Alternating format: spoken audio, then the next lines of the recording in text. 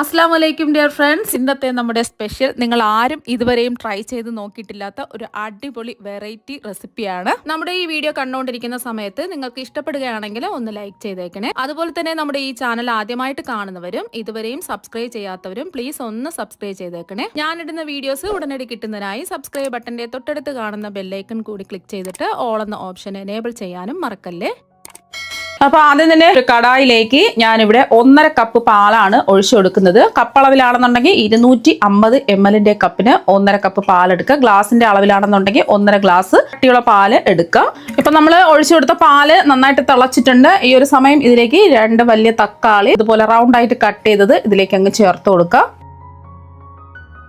ഇനി ഇതിലേക്ക് 2 വലിയ സവാള നീളത്തിൽ അരിഞ്ഞെടുത്തതും കൂടി ചേർത്ത് കൊടുക്കുക.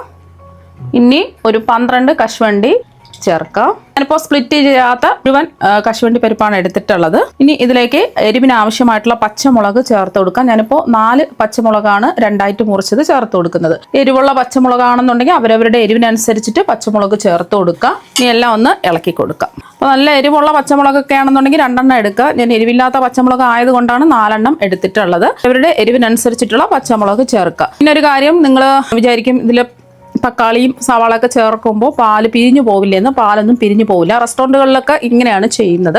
നല്ല ടേസ്റ്റാണ്. അപ്പോൾ ഈ സവാളയും തക്കാളിയും കശുവണ്ടി പരിപ്പും ഒക്കെ വെന്ത് വരണം. ഈ പാൽ കിടന്ന് തന്നെ വെന്ത് വരണം. മീഡിയം ഫ്ലെയിം വെച്ച് കൊടുക്കുക. ഈ സൈഡിലൊക്കെ പറ്റിപ്പിടിച്ചിരിക്കുന്ന ആ പാലുണ്ടല്ലോ അതൊക്കെ ഇതുപോലെ ഒന്ന് ഇളക്കിയിട്ട് കൊടുക്കുക. ഇതെല്ലാം ഒന്ന് വെന്ത് വരട്ടെ. ഇപ്പം നമ്മൾ ഒഴിച്ചു കൊടുത്ത പാലെല്ലാം വറ്റി പകുതിയായിട്ട് വന്നിട്ടുണ്ട്. സവാളയും തക്കാളിയും കശുവണ്ടി പരിപ്പും പച്ചമുളകൊക്കെ നല്ലതുപോലെ വെന്ത് വന്നിട്ടുണ്ട്. കണ്ടില്ലേ, പാലൊന്നും പിരിഞ്ഞൊന്നും പോയിട്ടില്ല. ഇപ്പൊ ഇത് നല്ല ചൂടല്ലേ, ഇതിന് ചൂട് ഒന്ന് മാറാൻ വേണ്ടിയിട്ട് വെയിറ്റ് ചെയ്യാം. ഇപ്പൊ ഇതിന്റെ ചൂടൊക്കെ നന്നായിട്ട് മാറിയിട്ടുണ്ട്. ഇനി ഇതിൽ വെള്ളമൊന്നും ഒഴിക്കേണ്ട ആവശ്യമില്ല. നന്നായിട്ട് മിക്സിയുടെ ജാറിലേക്ക് മാറ്റിയിട്ട് നല്ല പേസ്റ്റ് പരുവത്തിന് ഇതൊന്ന് അരച്ചെടുക്കാം. ഇനി ഒരു പാൻ ചൂടാക്കാൻ വെച്ചിട്ടുണ്ട്. ഇതിലേക്ക് 1 ടേബിൾ സ്പൂൺ എണ്ണ ഒഴിച്ചു കൊടുക്കാം. റിഫൈൻഡ് ഓയിലാണ് ഒഴിച്ചു കൊടുക്കുന്നത്. ഇതിലേക്ക് നമ്മൾ 1 ടേബിൾ സ്പൂൺ ബട്ടറും കൂടി ചേർത്ത് കൊടുക്കുക. ബട്ടറിൽ വേണമെന്നുണ്ടെങ്കിൽ 2 ടേബിൾ സ്പൂൺ ബട്ടറിൽ തന്നെ ചെയ്തിട്ടെടുക്കുക. ബട്ടറെല്ലാം ഒന്ന് മെൽറ്റായി വരട്ടെ. ഇപ്പോൾ ബട്ടറെല്ലാം ഒന്ന് മെൽറ്റായി വന്നിട്ടുണ്ട്. ഇനി ഇതിലേക്ക് ഒരു 1/2 ടീസ്പൂൺ ചെറിയ ജീരകമാണ് ചേർത്ത് കൊടുക്കുന്നത്, വലിയ ജീരകമല്ല. ഇനി ഇതിലേക്ക് ഒരു ബേ ലീഫ് ഇട്ട് കൊടുക്കുക. 5 ഗ്രാമ്പു ഇട്ട് കൊടുക്കാം. അതുപോലെ തന്നെ 2 ഏലക്കയും കൂടി ഇട്ട് കൊടുത്ത് ഇതൊന്ന് മൂപ്പിച്ചെടുക്കുക. അപ്പോൾ എല്ലാം മൂത്ത് നല്ലൊരു മണം വരുന്ന സമയത്ത് നമുക്ക് ഇതിലേക്ക് 1 ടേബിൾ സ്പൂൺ ഇഞ്ചി പൊടിയായിട്ട് അരിഞ്ഞതും അതുപോലെ തന്നെ 1 ടേബിൾ സ്പൂൺ വെളുത്തുള്ളി അലികൾ പൊടിയായിട്ട് അരിഞ്ഞതും ചേർത്ത് കൊടുക്കുന്നുണ്ട്. ഇതിന് പകരമായിട്ട് ചതച്ചോ അല്ലെങ്കിൽ നീളത്തിലോ ഒക്കെ എടുക്കാവുന്നതാണ്. അല്ലെങ്കിൽ വെളുത്തുള്ളി പേസ്റ്റ് ചേർത്ത് കൊടുത്താലും മതി. പേസ്റ്റ് ആകുമ്പോൾ നമ്മൾ സവാള വഴറ്റിയതിന് ശേഷം മാത്രമേ ചേർത്ത് കൊടുക്കാവൂ. ഇഞ്ചിയും വെളുത്തുള്ളിയും മൂത്തൊരു മണം വരും. ഒരു 10 സെക്കൻഡ് ഒന്ന് ഇളക്കി കൊടുക്കാം. 10 സെക്കൻഡ് ഇളക്കി കൊടുത്ത് വെളുത്തുള്ളിയുടെയും ഇഞ്ചിയുടെയും ഒരു പച്ച മണം വരുന്ന സമയത്ത് ഒരു വലിയ സവാള പൊടിയായിട്ട് അരിഞ്ഞെടുത്തത് ചേർക്കാം. സവാളയെല്ലാം ഒന്ന് വഴന്ന് വരണം. അപ്പോൾ സവാളയൊക്കെ നല്ലതുപോലെ വഴന്ന് വന്നിട്ടുണ്ട്. ഈ ഒരു സമയം ഫ്ലെയിം ഒന്ന് കുറച്ച് വെച്ച് കൊടുക്കാം. ഇനി ഇതിൽ കുറച്ച് പൊടികളൊക്കെ ചേർക്കാനുണ്ട്. 1/2 ടീസ്പൂൺ മഞ്ഞൾപ്പൊടി, ഒരു 1/4 ടീസ്പൂൺ മല്ലിപ്പൊടി, 1 ടീസ്പൂൺ കശ്മീരി മുളക് പൊടിയാണ് ചേർത്ത് കൊടുക്കുന്നത്. സാധാരണ എരിവുള്ള മുളക് പൊടിയാണെന്നുണ്ടെങ്കിൽ 1/2 ടീസ്പൂൺ ഒക്കെ ചേർത്ത് കൊടുത്താൽ മതി. നമ്മൾ സവാളയും തക്കാളിയൊക്കെ വേവിച്ചെടുത്ത സമയത്ത് പച്ചമുളക് ചേർത്തിട്ടാണ് വേവിച്ചെടുത്തിട്ടുള്ളത്. അപ്പോൾ അതുകൊണ്ട് അവരവരുടെ എരിവിനനുസരിച്ചിട്ടുള്ള മുളക് പൊടി ചേർത്ത് കൊടുക്കുക. ഇനി ഇതിലേക്ക് ഒരു 1/2 ടീസ്പൂൺ ഗരം മസാല പൊടി ചേർക്കാം.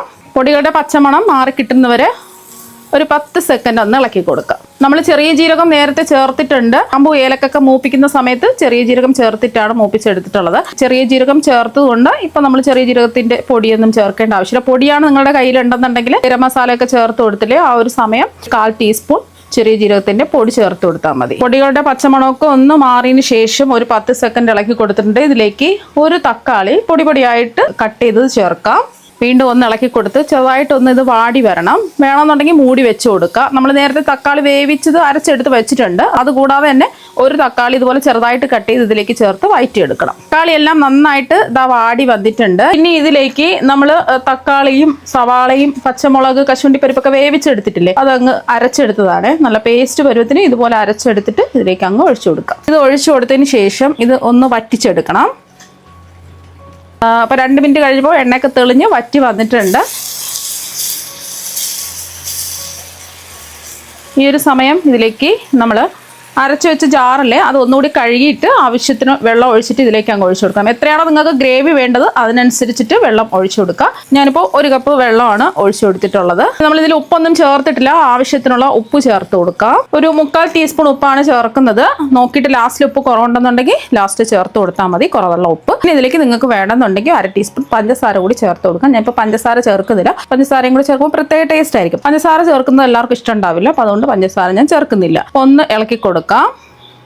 ഇപ്പോൾ ഒന്ന് തിളച്ച് വന്നിട്ടുണ്ട്. ഇതിലേക്ക് പച്ചപ്പട്ടാണി ഉണ്ടെന്നുണ്ടെങ്കിൽ ഒരു 1/2 കപ്പ് ചേർത്ത് കൊടുക്കുക. പച്ചപ്പട്ടാണി ഇല്ലാന്നുണ്ടെങ്കിൽ ചേർക്കേണ്ട ആവശ്യമൊന്നുമില്ല. പച്ചപ്പട്ടാണിയും കൂടി ചേർത്ത് ഒന്ന് ഇളക്കി കൊടുക്കാം.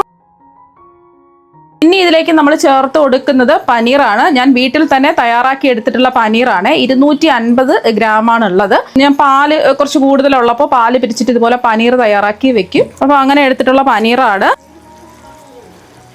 നല്ല ഹെൽത്തിയാണിത്, കുട്ടികൾക്കൊക്കെ എന്തായാലും ഇഷ്ടമാകും. അപ്പോൾ പനീറും കൂടെ ചേർത്ത് കൊടുത്ത് ഒരുപാടിട്ട് ഇളക്കേണ്ട ആവശ്യമില്ല. ആവശ്യത്തിന് ഉപ്പൊക്കെ ഉണ്ടോ എന്ന് ചെക്ക് ചെയ്ത് നോക്കുക. ആവശ്യമെങ്കിൽ ഉപ്പ് ചേർത്ത് കൊടുക്കുക. അതുപോലെ മുളക് പൊടിയൊക്കെ കുറവുണ്ടെന്നുണ്ടെങ്കിൽ ഈ ഒരു സമയം ചേർത്ത് കൊടുക്കാം. നമുക്ക് ഇതൊന്ന് ഫ്ലെയിം കുറച്ച് വെച്ചിട്ട് മൂടി വെച്ച് കൊടുക്കാം. എണ്ണയൊക്കെ തെളിഞ്ഞ് വരണം, ആ പനീറിലൊക്കെ മസാല പിടിച്ച് കിട്ടണം. അതിന് വേണ്ടിയിട്ട് നമുക്ക് കുറച്ച് സമയം ഒന്ന് മൂടി വെച്ച് കൊടുക്കാം.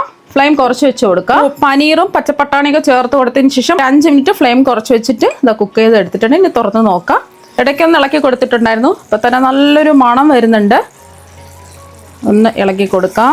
കണ്ടില്ലേ, പനീർ ഒന്നും പൊടിഞ്ഞൊന്നും പോയിട്ടില്ല, മസാലയൊക്കെ പിടിച്ചിട്ടുണ്ട്. നല്ല കുറുകിയ മസാലയാണ്. ബ്രേക്ക്ഫാസ്റ്റിൻ്റെ കൂടെയും കഴിക്കാം, ചോറിൻ്റെ കൂടെയും കഴിക്കാം, എല്ലാത്തിൻ്റെ കൂടെ കഴിക്കാനും അടിപൊളി ടേസ്റ്റാണ്. ഇനി 2 കാര്യങ്ങൾ ഇതിൽ ചേർക്കാനുണ്ട്.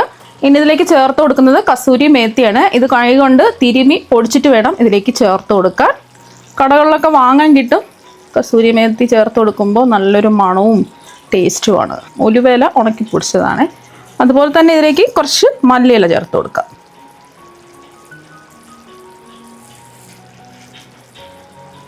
മല്ലിയിലൊക്കെ അവരവരുടെ ഇഷ്ടത്തിനനുസരിച്ച് ചേർത്ത് കൊടുക്കാവുന്നതാണ്.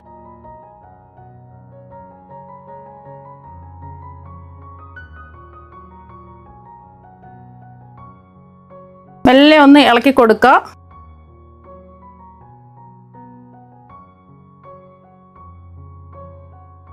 ഇപ്പോൾ ഇത് റെഡി ആയിട്ടുണ്ട്. ഇനി ഇത് ഒരു ബൗളിലേക്ക് മാറ്റാം. അപ്പോൾ അതാ നമ്മുടെ പനീർ ബട്ടർ മസാല ഇവിടെ റെഡി ആയിട്ടുണ്ട്.